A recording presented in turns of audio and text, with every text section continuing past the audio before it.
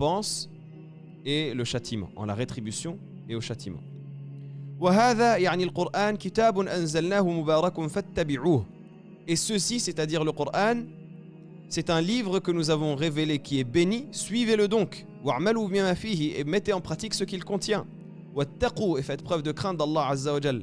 وَأَطِيعُوا, et obéissez à Allah. وَأَطِيعُوا, c'est dans le tafsir, c'est un rajout dans l'explication.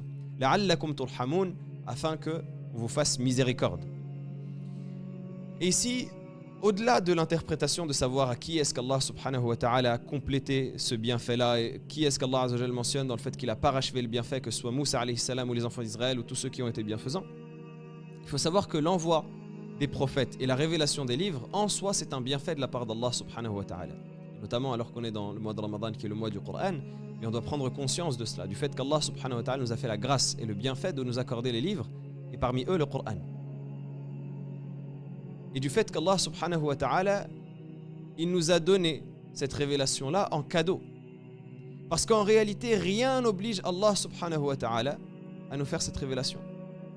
Rien n'oblige Allah subhanahu wa ta'ala à envoyer les prophètes et les messagers.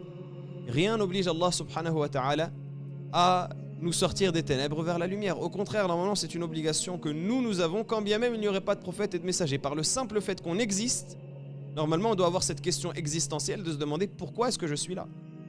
Pourquoi est-ce qu'il y a le soleil? Pourquoi est-ce qu'il y a la lune? Pourquoi est-ce qu'il y a toute sa création? Qu'est-ce qui a fait que je suis présent sur Terre? Normalement, chaque être humain doit avoir cette mission individuelle de rechercher la raison de son existence sur Terre et d'arriver à la connaissance d'Allah simplement à partir de ce qui l'entoure.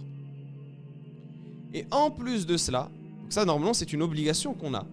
Normalement c'est un devoir que chacun doit avoir, sans parler de toute autre chose en dehors de cela, sans parler de révélation, sans parler d'envoi de prophètes ni de messagers.